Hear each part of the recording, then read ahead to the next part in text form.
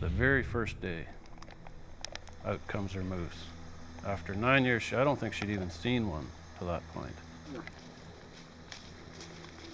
It comes right in like textbook. After all these years of not seeing a moose, there's two in the course of 15 minutes.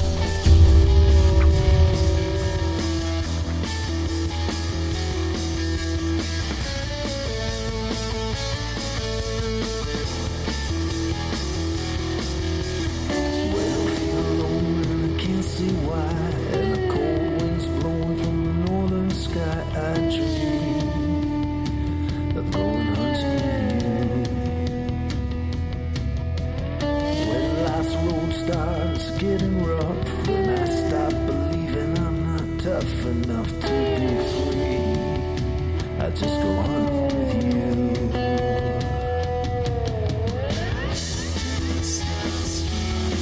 That's when we know. That's when we go. When it's just us hunting.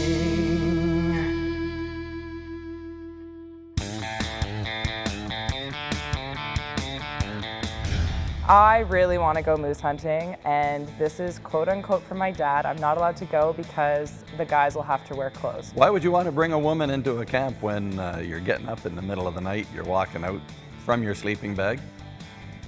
I don't have a real plush pair of pajamas I'm wearing up there, and some sights men can handle better than women, let's just put it that way. Oh, if you go, then we'll have to wear pants around camp. What happens in hunting camp stays in hunting camp. I don't need to know everything that goes on there. I don't want to know. Like, I'm sure it means gross things, and I'm sure they're naked most of the time. So I don't want to be a part of it, but at the same time, I want to go moose hunting. But we've been explicitly told it's guy time, and girls don't get to go. It's been the same core of guys for 20 some odd years now. It's actually something special. It's nothing you want to go in and throw a wrench to. I am not allowed. It's discrimination. I'm a girl and I'm not allowed to go moose hunting. Not just women. It could be anybody. You know, we could bring in another friend of ours, but if we bring in that friend and one person in the original group is having a hard time with it, well, you just ruined his moose hunt. When he does say, hey girls, it's time to go moose hunting, then oh yeah, we're going to take over and we're going to make it the best moose hunt of his life. No offense to those boys. Hunting is a family event. It really is. And we're all about hunting with family and friends. This particular hunt of ours is a hunt with friends. What happens at moose camp stays at moose camp. This was the first time we hunted in this area. We had absolutely no prior direction on where to go. We had to pick a wildlife management unit based on tags being allocated that year, so we just decided to throw all our efforts into getting tags in this area, but we'd never hunted up there in this particular spot. We know how many tags are available, and we know how many are being issued out. We have a good idea how many people are applying, but you don't know how many people are going to be there because the season's 3 weeks long. There's always these unknowns until you've actually been there. You don't know if they've aerial sprayed it that summer, defoliated a lot of the country. You don't know if there's washouts on the roads, maybe impassable areas. In this case, there was this bad washout, which ultimately resulted in a bad injury. We do as much homework as we can. We'll go on, we'll get aerial photos, we will try to talk to other people to find out what experiences they've had. We try to get maps, cutting maps from the local lumber companies. That gives you an awful lot of inside information. It tells you the years that the bush was cut. It shows you all the strips and the go-backs and the roads that they've put in that have since grown up, but the moose are still using these trails. So we try to get as much information as we can and form a decent database before we go up there. We have an idea of the areas we already want to check out once you get up there. So we're not going in totally blind. Physically, we haven't seen anything. We went to a new area. There's a lot of people there, and there was very few moose there. We scouted far and wide, and we could hardly find sign. It wasn't great. Every campsite we went to was full. We actually ended up cutting a campsite out of the tag alders, and we set up camp there. There was hunters everywhere, and the weather was terrible. We had a couple days with torrential downpour and hail, and that eventually led to the demise of much of the campsites around there because they came ill prepared and they left. We bring a ton of stuff up. There's very few situations that we can't handle or are unprepared for. We see a lot of people that are coming up, and I don't know what their past is. I don't know if they're new hunters or if they're old experienced hunters, but when we had this torrential rainstorm come through, it also got cold fairly quickly, and there was a camp just down the road from us, no chainsaw. They were just up with an axe, which is crazy. You can't supply enough wood for your tents with just an axe. So I'm sure that was the straw that broke the camel's back on their hunt, because they were there maybe a day and a half after all this rain and the cold spell, and then I'm sure it was just painfully uncomfortable for them, and that's what caused them to leave. When there's a lot of hunters around, it makes for crowded conditions because you need so much area to hunt. We don't want to interfere with anybody, step on their toes, and we appreciate it when they reciprocate. So if you're going to a spot and you find out somebody's already there, you know, at least on our crew, we'll go somewhere else. Well, folks, I'm going to give you the true definition of a wood stove. This is an eco-friendly stove. You can use it when you're doing shore lunches for fishing, when you're just plain camping, or when you're working in the bush. It's self-contained and works fantastic. What we've done, we took our chainsaw and we squared off the ends of this log. Nice dry log, not hot on the outside by any means. And we came down and we cut 4 equally spaced slots in it, and we come down about 4 or 5 inches from the bottom. Once we've done that, then you take some loosely wrapped newspaper and you bring it down each of the slots. Once you get them all down there, you just light that fire off on the side onto the newspaper. That paper burns from the inside out. This thing here is like a chimney right now. All the heat's coming up through the top, throws incredible heat. This log will probably last about an hour and a half, and that's your Just Us Hunting tip of the week.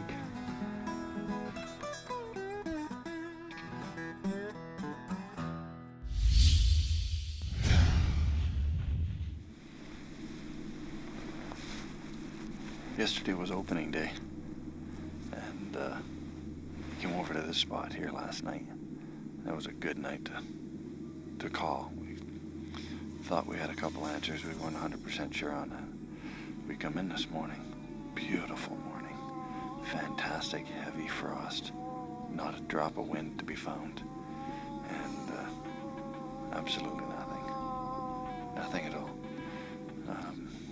There's a lot of hunters in this area this year, and this morning at 8 o'clock you could hear the bikes driving around, and what they were doing driving around at that time beats me, but it didn't help, but we didn't hear anything, so maybe it didn't hurt either. So we're gonna try scouting out a few more areas for tonight. Hopefully the other guys had a little more action, but a lot of competition here this year. There's lots of hunters, so we'll see what happens. The worst year we ever had. We saw one cow running across a clear cut. That's basically all we saw. I bought a brand new bike. We were 30 miles from camp one day. It only had a couple 100 kilometers on it, and I was backing up to turn around, and that was it. Quit. Just wouldn't move. It would run, but it wouldn't go anywhere. So we ended up walking, and finally on the radio, these guys had got to camp. They knew something was up. They knew the general direction we went, so they finally got radio communication with us and come and picked us up and give us a ride back. But we ended up just parking it for the week. So yeah, it was a bit of a downer. We had to hunt out of the truck for a week. I think the only thing we managed to call in between Carl and I was a black bear. Yeah, I don't know if it's the way we smell or what, but they seem to be tracking me and Bruce down. Often when you're moose calling, black bears are opportunistic, and they'll hear a cow calling, maybe a calf call or a bull. They'll sneak in to see if they can grab something off to the side. We were in an area where it was impossible to put up a tree stand, and we found a nice rock outcrop that we just stood up on the side, and there was a trail coming by and a bit of moose sign, and we were there probably an hour, and Bruce, he was looking off to the thing, and I thought I heard something, and a few minutes later we saw this black object moving through the bush, and for sure it was a nice bear. Like, he was 300 or 400 pounds, like a really nice bear. And he was within probably 35 yards of us. And he stopped right behind a stump, and we had a bear tag, and I would have shot him, but just no shot. But he stayed there for probably 15, 20 minutes. But usually they get in fairly close, and then they swing downwind you, and they figure out that you're a human, then they'll move off. We kept moose calling and that, and I think finally he clued in that we weren't a moose, so he slowly moved off. Well, it's the third day of the moose hunt. Sitting over a clear cut here. It's really hot. Moose are scarce. Not many tracks. I'm driving 45 minutes by truck to get to my stand. Hunters everywhere. So far it's not going so good.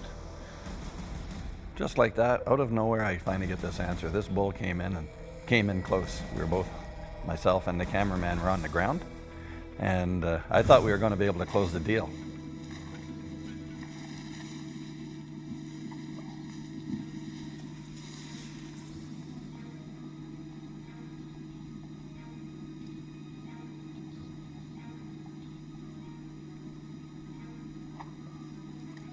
It came up. The cameraman was the last shrub before this moose, and he was tearing up all the bush when he was walking in. Cameraman thought he was the next one to go, and had I been standing beside him, I would have had a beautiful shot. It was 20 yards broadside, but unfortunately where I was, he was quartering to me, and that's not a shot. So we had a close call there, but we couldn't close the deal, and that's hunting. This one time when I was 16 years old hunting bear up in northern Ontario, two bears came into my bait at around 7 o'clock. And one of the bears got curious and decided to climb up my tree stand. While I'm freaking out, I'm like paralyzed up there. And he's sniffing my boot, and he decides to take a bite out of my boot, which is steel-toed. So I freak out and I yell out at the bear. The bear falls off the tree. He runs out a few, maybe 20, 40 yards, looks up at me up in the tree, and basically surrounded the bait for the last hour, 2 hours of that evening. Eventually, when I felt it was safe, I came down, and I was just so relieved, got on my three-wheeler at the time, and just went home. And that'll be a moment I'll never forget. Richard McQuaid for sure is the voice of common, or of common sense maybe, and he does try to calm us down. Yeah, he's always trying to slow us down. I don't know what it is there.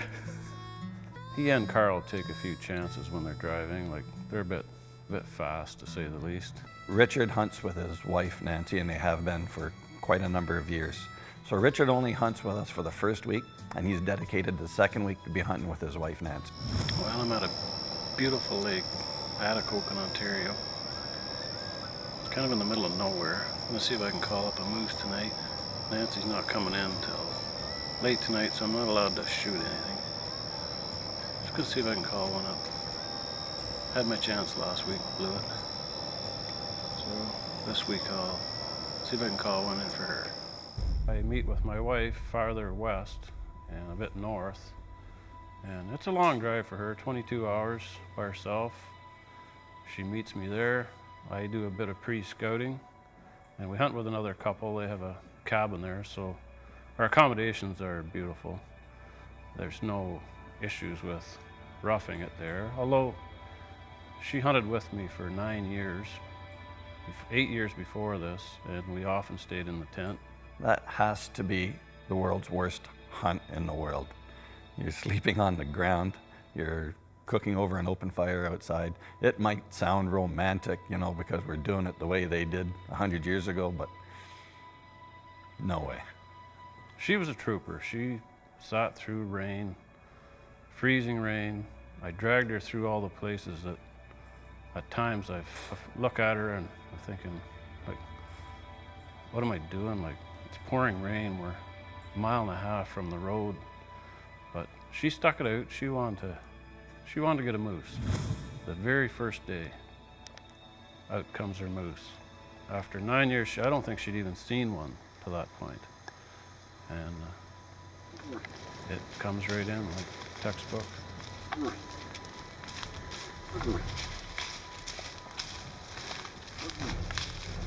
She's a very good shot. She was actually Canadian champion when she was young. Her father shot in the Olympics.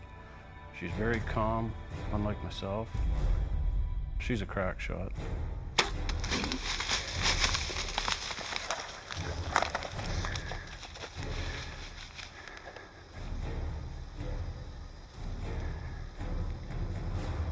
He didn't go far, went down. It's quite an effort to get them cut up and loaded when you don't have a whole team of guys. Well, we no sooner get the shot into the first moose, I hear another one coming. After all these years of not seeing a moose, there's two in the course of 15 minutes. And now there's no risk involved, so I can try all my different calls on this one. And he comes right in, stands right under the tree, walks around, until we eventually got bored with him and had to send him on his way. But we only had one tag, so you have to let him walk. They had a pretty good hunt. They really did. They were able to close the deal off, and we weren't.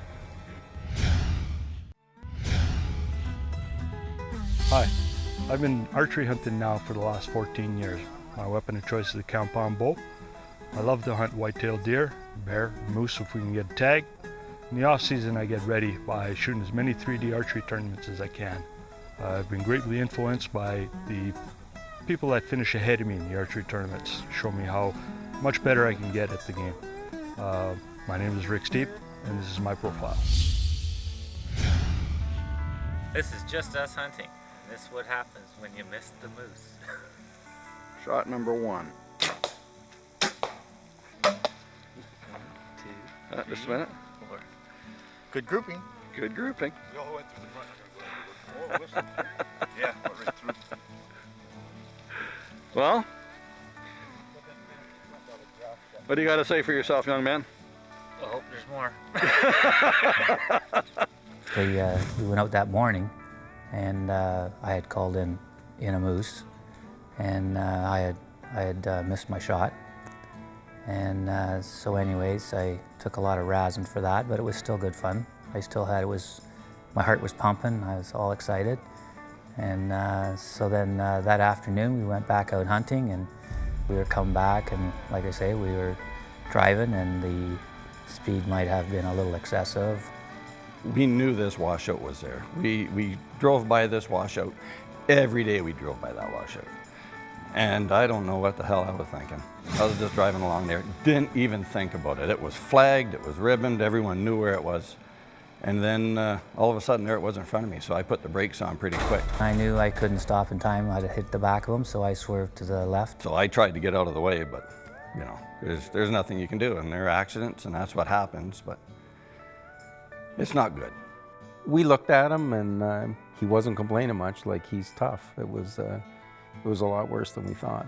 And, in the middle of the night, Serge was in the camp with Kevin in the tent, and he woke me up. Kevin said it was 5 o'clock, but it was like 3:30 in the morning. He woke me up and said he thought Kevin was going into shock because he wasn't doing very well. So we made a trip down to the one hospital, and they took x-rays, and I sat there for probably 3 hours. I said, well, has he got anything broken? And she said, well, she couldn't tell me.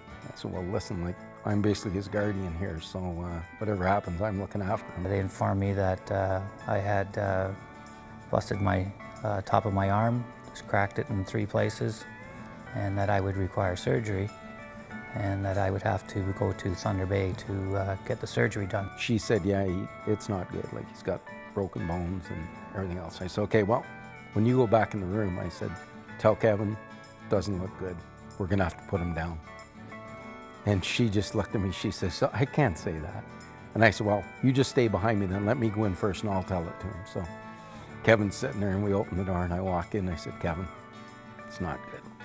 So we're gonna have to put you down. And Kevin, he tried not to laugh, but he moved his shoulder and the nurse gave me she says, that wasn't funny. She says, like, he's in pain. It was a life-changing accident for him, it really was. And anytime you're responsible for something like that, doesn't sit well with you.